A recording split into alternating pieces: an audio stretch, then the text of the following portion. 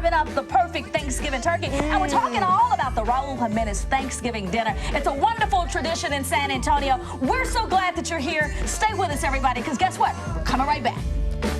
Say that you've got the huge duty of making a tasty turkey this Thanksgiving. Well, the executive chef, John Armstrong at the Westin La Cantera Resorts is here with the secrets to a mouth-watering meal. Welcome, John, to Great Day SA, everybody. Thank you very much. Thanks for having me. Glad to have you. The Westin, we also want to mention, is involved with this year's Raul Jimenez Thanksgiving dinner. We're going to talk with Patricia Jimenez in just a moment, but I want to get started here, John, because anybody who has this task knows it's not an easy one. How should we get started? What's sort of the first line of thinking? The first thing is you obviously want to know your audience, know how many people you have. If you have, you know, the amount of people that you have, you need to know how many ounces per person that somebody would want, because there's some bone. So typically a person eats 5 ounces per person, but with bone, I go about 80 ounces, because it's Thanksgiving. People eat a lot more, so you'd figure out that's how much. Yes. Then there's questions about basting out there. Instead of basting, one of the best things to do is to make it baste itself, which is to brine it. This has been brined for 6 hours, and then it's been trussed. And what happens is we put it in the oven, and it crisps the skin at 500 degrees. And then what happens is it internally keeps basting itself. So there's a salt and sugar water solution that draws in chicken stock and any other herbs. We have 3 different types of herbs here. They're really good for... And the herbs are so important, John, because, what you want in a turkey is not only meat that's moist, but something that tastes like it has some oomph to it. Right. Yes, and so your herbs of choice are? I always use thyme, rosemary, and sage, garlic, shallots, and if you put that into the brine mixture, it pulls it into the turkey. And then what you do is you rub it with oil, you put it in the oven at 500 degrees, and you get it crisp first. Okay, then when you say rub it with oil, you would just John, take vegetable oil and you would put it on there. Let's go ahead and see how that's done. Okay. Here. And so you really want to sort of coat the whole thing with that nice glaze of, so you would take it and rub the entire bird, and you don't have to season it on the outside if it's brined, because brining, what it does is it pulls all of the flavors into the meat. So that's one of the benefits of brining. Okay, so then you don't, so nothing needs to happen out here? No. Once you brine it and it pulls in that flavor, then you're good to go, because this, instead of just being on the outside, it's actually in the meat, so you get it all the way through. Okay. And then you put a shield on it, that which you form while the turkey's raw in the package, and you put that on there and you lower it to 350. Okay. And then these little gadgets are very handy. Lifesavers, yes. This you put in right along the thigh, and you would put it right there along the thigh bone, and when this reads 160, on the outside of your oven, you pull it out and you let it rest for about 45 minutes. Okay.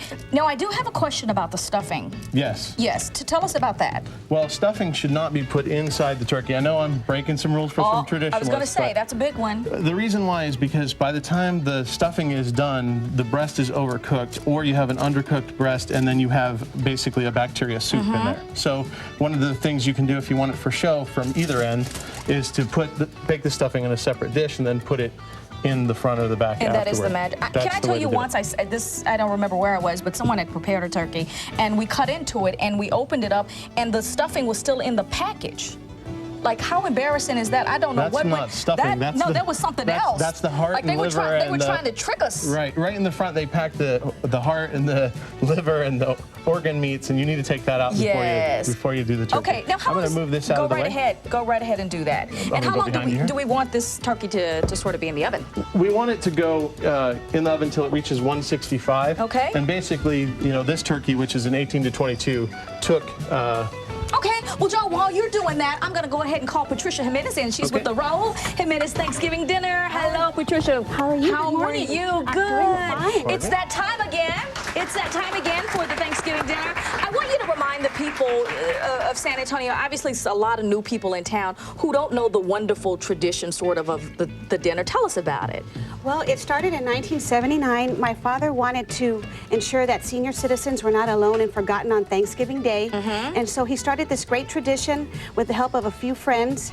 And now It's the 29th year, and we're preparing to feed 25,000 seniors, needy families, and underprivileged individuals. And you think about it, it's such a community of people that come together just to say, listen, we care about one another enough to sit down and break bread on this special day. One of the components, I think, one of the most important components of this day are the volunteers, the people who leave their families on that day to go serve someone else. Absolutely. We couldn't do it without their help. We need 4,000 volunteers to make it all happen. We've got all of our shifts full except for the cleanup. So if you want to work off some of that turkey and pumpkin pie on Thanksgiving Day, please sign up at RaulJimenezDinner.com for our cleanup shift from 4 to 7. Any idea, Patricia, how many people you might feed this year? Any estimate? Well, we're thinking 25,000, and we are prepared to serve more in case we do get a little bit of an overflow. Wonderful. And of course, the Westin has been a wonderful partner in terms of the carve-out and that kind of thing. Absolutely. We couldn't do it without their support. And I do want to send a special thank you to the RK Group, who is donating all 450 turkeys. Excellent. Well, we're going to carve up some turkey here, thanks to John. And we want to remind you about the Raul Jimenez Thanksgiving Dinner. That is happening at Exhibit Hall A and B. That's at the Henry B. Gonzalez Convention Center.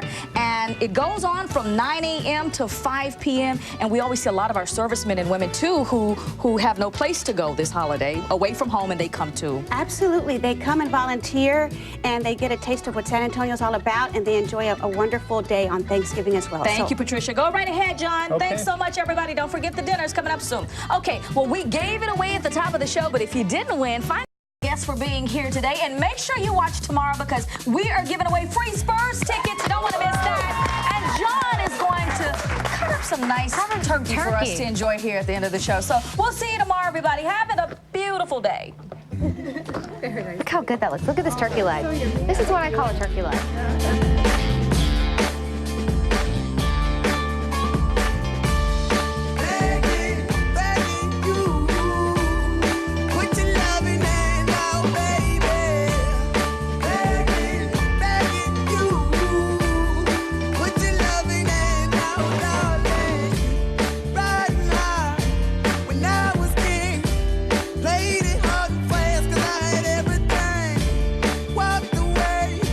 See how